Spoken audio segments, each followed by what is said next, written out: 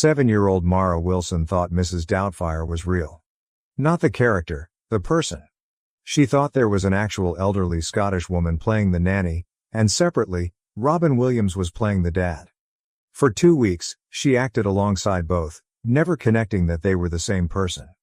The makeup was that good. Then one afternoon, Mrs. Doubtfire started doing Robin Williams's voices. Mara stopped mid-scene, staring. Mrs. Doubtfire winked. That's when Mara realized. And that's when the magic of movies became real for her. It was 1993, and Mrs. Doubtfire was in production in San Francisco. The film required several child actors, including 7-year-old Mara Wilson playing Natalie, the youngest daughter. Director Chris Columbus had made a deliberate choice about how to handle the child actors. He didn't want them to know that Mrs. Doubtfire was Robin Williams in disguise, at least not at first. If the kids know it's Robin under the makeup, Chris told his producers, their reactions will be performances. They'll be acting like they believe Mrs. Doubtfire is real. But if they actually believe it, their reactions will be genuine. That's what I want, genuine wonder on their faces. So when 7-year-old Mara Wilson, 10-year-old Matthew Lawrence, and 14-year-old Lisa Jacob arrived on set, they were introduced to two people. Robin Williams, who would play their father Daniel Hillard, and Mrs. Doubtfire, the elderly Scottish nanny. The children had no reason to connect the two. Robin appeared in some scenes as himself, energetic, funny, warm. Mrs. Doubtfire appeared in other scenes, elderly, proper, with a thick Scottish accent and completely different mannerisms. For Mara, who at 7 was the youngest, Mrs. Doubtfire was simply a nice old lady. She never questioned it. Why would she? Adults told her this was the actress playing the nanny, and Mara believed them. The makeup was extraordinary. V. Neal and her team had created prosthetics so realistic that even adults on set would do double takes. The jowls, the wrinkles, the aged hands, everything was perfect. But more than the makeup, it was Robin's complete transformation. When he was Mrs. Doubtfire, he wasn't Robin doing an impression. He became her. The voice, the posture, the way she moved, the expressions, everything was different. On Mara's first day filming with Mrs. Doubtfire, she was a little nervous. She'd never worked with such an elderly actress before. But Mrs. Doubtfire was so kind, so gentle, that Mara relaxed immediately. "Don't you worry, dear," Mrs. Doubtfire said in that warm Scottish brogue. "We're going to have such fun together." And they did. Mara loved working with Mrs. Doubtfire. The elderly woman was patient, encouraging, and always made Mara feel safe. Between takes, Mrs. Doubtfire would stay in character, chatting with Mara about the scene, offering little bits of encouragement. Separately, Mara also filmed scenes with Robin Williams as her father. Robin was completely different from Mrs. Doubtfire, younger, more energetic, doing voices and making everyone laugh. Mara enjoyed working with both of them, never once connecting that they were the same person. Matthew Lawrence, at 10, was a bit more experienced in Hollywood. But even he didn't make the connection. The makeup was too good, and Robin's characterizations were too distinct. Lisa Jacob, at 14 and the oldest of the children, prided herself on being professional and observant.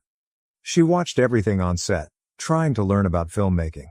But even Lisa didn't realize.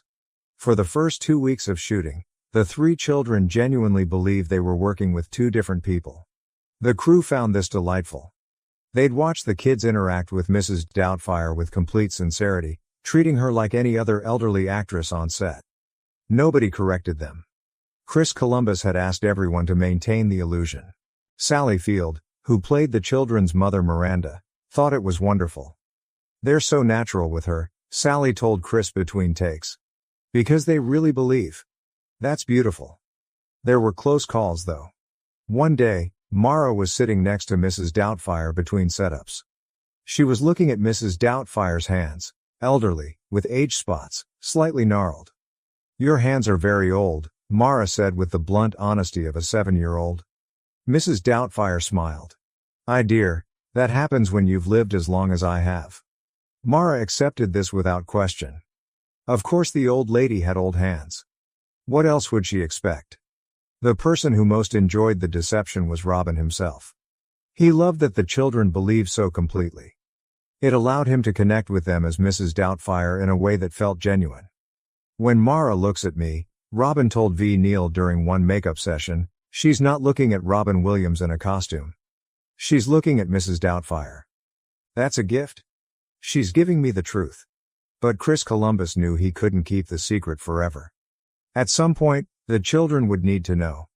The question was when, and how. He decided to let it happen naturally. 2 weeks into shooting, they were filming a scene where Mrs. Doubtfire was cooking dinner with the children. It was a warm, domestic scene, Mrs. Doubtfire at the stove, the kids helping, everyone laughing. Between takes, while the crew reset cameras, Mrs. Doubtfire was standing at the kitchen counter, still in character. Mara was nearby, waiting for the next setup. Mrs. Doubtfire looked at Mara and, maintaining the Scottish accent, started doing something unusual. She began cycling through different voices. Still in the Scottish accent, but imitating other people. "I can do a wonderful Sean Connery," Mrs. Doubtfire said in her Scottish brogue, then shifted into a perfect Sean Connery impression. Still as Mrs. Doubtfire, but clearly doing Connery's voice. Mara giggled.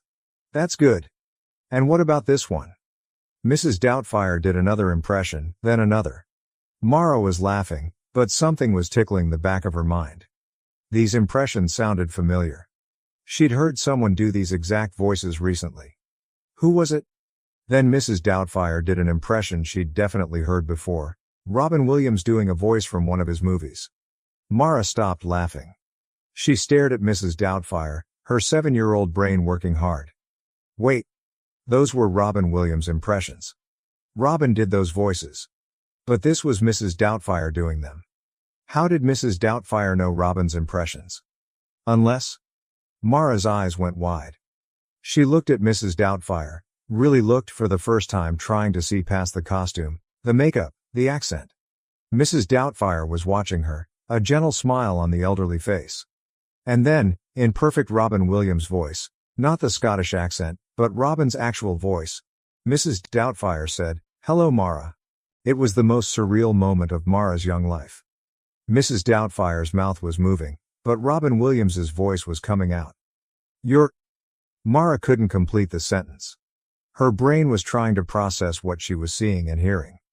"You're Robin Williams?" Mrs. Doubtfire nodded, switching back to the Scottish accent. "I've been Robin Williams the whole time, dear." Mara just stood there, frozen, staring. The nice elderly Scottish woman was Robin Williams. Had been Robin Williams. For 2 weeks, she'd been talking to Robin Williams thinking he was an old lady. Her face went through several emotions in rapid succession: confusion, disbelief, realization, wonder, amazement.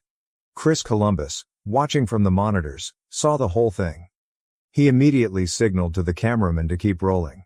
They weren't filming the scene anymore, they were filming something much more precious. A child discovering movie magic. Matthew and Lisa, who were also nearby, heard the exchange. They came over, looking at Mrs. Doubtfire with new eyes. "Wait, what?" Matthew said. "You're Robin?" "Always have been," Robin said in his normal voice, still in full Mrs. Doubtfire costume and makeup. Lisa's professional composure cracked. "How did I not see it?" "Because, dear," Robin switched to Mrs. Doubtfire's voice. "I'm just that good." Then back to his own voice. "And because you were acting, not analyzing. That's the mark of real actors. You believed because you were present." For the next several minutes, the children peppered Robin with questions. How did he do the voice? How long did the makeup take? Was he Mrs. Doubtfire in all those scenes? Robin patiently answered everything, delighted by their wonder. Mara couldn't stop staring. She kept looking at Mrs. Doubtfire's face, trying to see Robin underneath. It was like one of those optical illusions. Once you saw it, you couldn't unsee it. Now she could see Robin's eyes in Mrs. Doubtfire's face, could hear his voice under the accent. "So when we were filming the dinner scene yesterday," Mara said slowly, "that was you?" "That was me," Robin confirmed. "And the scene where you met us at the door?" "Me. All of them?" "Every single one." Mara's expression was pure awe. "That's the coolest thing ever." That moment of realization became precious to everyone who witnessed it. Chris Columbus later said it was one of his favorite unscripted moments from any film he'd directed. "You can't fake that," Chris said in an interview years later. Mara's face when she realized. That was pure wonder. That's what movies are supposed to create.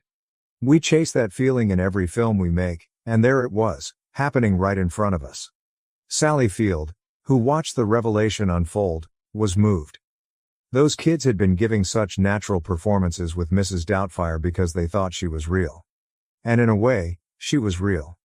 Robin had created a complete person. The children believing in her made her real. For Mara, the discovery changed how she approached the rest of filming.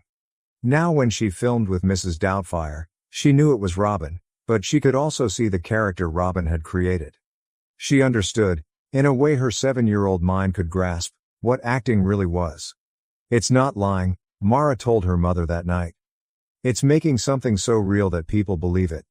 Robin made Mrs. Doubtfire so real that I believed she was a real person." Matthew and Lisa had similar revelations, each processing the discovery in their own way. For Matthew, it was admiration.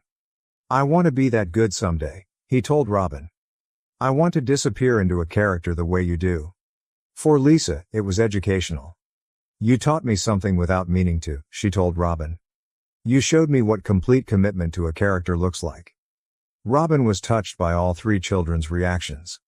"You gave me a gift," he told them. "You believed in Mrs. Doubtfire. That made her real. I couldn't have created her without you believing." The revelation also changed the dynamic on set in subtle ways. Now when the children filmed with Mrs. Doubtfire, there was an element of play they hadn't had before. They knew it was Robin, but they could still see Mrs. Doubtfire. It became a game. Can we still believe even though we know? And they could. Because Robin's performance was that complete. One day, during a break, Mara asked Robin, "When you're Mrs. Doubtfire, do you feel like you're still you? Or do you feel like you're her?" Robin thought about the question seriously. "When I'm fully in the makeup and costume, and I'm doing her voice and moving like her, I feel like I'm both. I'm Robin creating Mrs. Doubtfire, but I'm also Mrs. Doubtfire being real. Does that make sense?" Mara nodded. "I think so. It's like, you're you but you're also her." "Exactly," Robin said. That conversation stuck with Mara. Years later, when she became a writer, she'd reflect on it as one of the most profound lessons about creativity she'd ever learned, that you could be yourself while also being someone else, that transformation didn't mean losing yourself but expanding yourself. When Mrs. Doubtfire premiered in November 1993, the child actors watched it with their families. For Mara, watching the film was surreal. She could see both Robin and Mrs. Doubtfire now. She knew the secret, but the magic wasn't diminished. If anything, it was enhanced. Knowing how it was done makes it more amazing, not less, Mara told an interviewer at the premiere. "Robin made Mrs. Doubtfire so real that I thought she was a real person. That's not just good acting, that's magic." The story of the children not knowing became part of Mrs. Doubtfire's legacy. In interviews over the years, all three child actors have talked about that moment of realization with fondness. "It was the moment I understood what movies could do," so Mara said in a 2003 interview, 10 years after the film's release. "They could create something so real, so believable, that even when you were part of making it, you could forget it wasn't real." Matthew Lawrence remembered, "When I realized Mrs. Doubtfire was Robin, I felt like I'd been let in on the greatest secret. Like I was now part of the magic instead of just watching it." Lisa Jacob, reflecting on it as an adult. "I was 14 and thought I was so professional, so observant. But I didn't see it. And I'm glad I didn't. Those 2 weeks of believing gave me performances I couldn't have given if I'd known. Robin taught me that sometimes the best acting comes from not knowing, from just being present and believing." When Robin Williams passed away in 2014, all three child actors from Mrs. Doubtfire shared memories. Mara's tribute included the story of discovering the truth. "I was 7 years old when Robin Williams showed me what real transformation looks like. He made me believe Mrs. Doubtfire was a real person. When I discovered the truth, he taught me about the magic of movies and the power of complete commitment to a character. That lesson has stayed with me for 21 years. The moment of realization, Mara stopping mid-scene, staring at Mrs. Doubtfire, her face cycling through confusion and wonder, wasn't scripted. It wasn't planned. It was a pure moment of discovery, Captured by accident because a director had the instinct to keep cameras rolling. That's the magic of movies. Sometimes the best moments aren't in the script. Sometimes they happen when a 7-year-old girl realizes the elderly Scottish woman she's been talking to for 2 weeks is actually Robin Williams, and her whole understanding of what's possible expands in an instant. 7-year-old Mara Wilson thought Mrs. Doubtfire was real. And in the most important way, she was.